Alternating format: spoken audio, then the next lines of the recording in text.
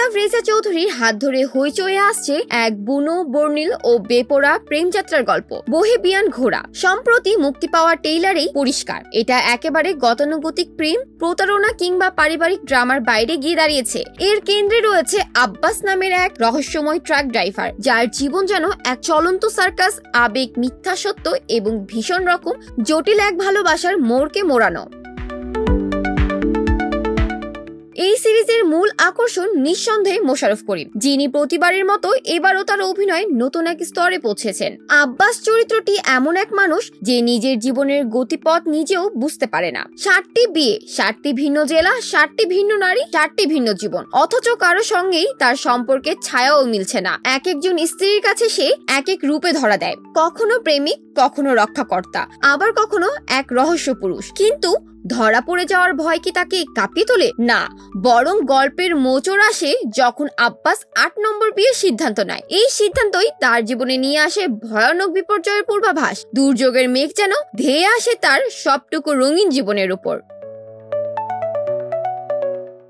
এই সিরিজে আব্বাসের বিপরীতে পর্দা ভাগাভাগি করে নিয়েছেন 8 জন আলাদা মেজাজের নারী। রুনা খান আছেন আত্মবিশ্বাসী, দৃঢ়চেনা এক নারীর ভূমিকায়, একেবারে অন্যরকম রুনা, যাকে হইচই দর্শক এতদিন যেভাবে দেখেছেন এবার ঠিক তার উল্টো। মৌসুমী হামিদ নারী মোয়াল হিসেবে আবির্ভূত হয়েছেন, যা বাংলাদেশের ওয়েব কন্টেন্ট এক নতুন সংযোজন। সাদিয়া আইমানের চরিত্রে রয়েছে ছটফটে উচ্ছ্বাস, যেখানে চঞ্চলতা ও কোমলতার মিশ্রণ দারুণভাবে ধরা দিয়েছে। তানজিকা আমিন, যিনি বাস্তবিক খুব গম্ভীর ও পরিমিত, এবার দেখা যাবে এক মুক্ত ও মেলোড্রামাটিক চরিত্রে। রোবেনা রেজা জুঁই চরিত্র একেবারে নতুন ধাঁচে লেখা, অভ্যন্তরীণ দ্বন্দ্ব, ক্ষোভ ও নীরব ভালোবাসায় মিশে আছে তার অংশ। সিরিজের নতুন মুখ হিসেবে যোগ দিয়েছেন অদিতি ও বৃষ্টি, দুজনেই নিজেদের মতো করে গল্পে আলাদা মাত্রা এনেছেন।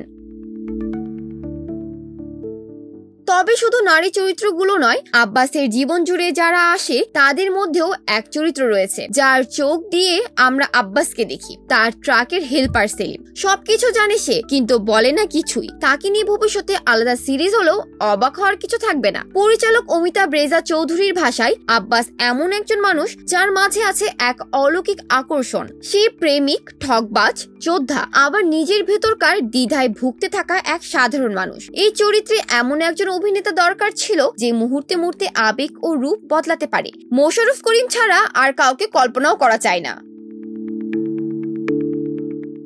আরো যাতে দেখা যাবে সিরিজে রাকিব হোসাইনি ভুন, অশোক ব্যাপারী, সুমন পাটোয়ারি, পঙ্কজ মজুমদার, সায়েদা, শরীফুল সহ একঝাঁক অভিনেতা, যারা প্রত্যেককে মিলে সিরিজটিকে পরিণত করেছে এক বর্ণময় জীবন্ত গানে। সিরিজটির পটভূমি, ডায়লগ, কস্টিউম ডিজাইন, এমনকি আব্বাসের ট্রাকটিও এক প্রকার চরিত্র হয়ে উঠেছে। ট্রেলারের শেষে যা দেখা যায়, একটা অস্থিরতা, ভয় আর কিছু অপ্রকাশিত গোপন সত্য। বহেবিয়ান ঘোড়া 5 জুন মুক্তি পাচ্ছে হইচয়ে, কিন্তু তার আগেই ট্রেলারটি যেন বলে দিচ্ছে আব্বাসের জীবন থেকে চোখ সরানো সহজ হবে না। এটা শুধুই সিরিজ নয়, এটা এক ঘোড়ার মতো বেপরোয়া জীবনে ছুটে চলা, যেখানে প্রেমেরও নির্দিষ্ট গন্তব্য নেই। তাই প্রশ্ন এখন একটাই, আব্বাস শেষ পর্যন্ত মুক্তি পাবে তো, নাকি জীবন নামের এই বহেবিয়ান ঘোড়া তাকে চিরতরে টেনে নিয়ে যাবে এক অজানা গন্তব্যে? জান্নাতুল ফেরদৌস, শোবিজ 24, ঢাকা।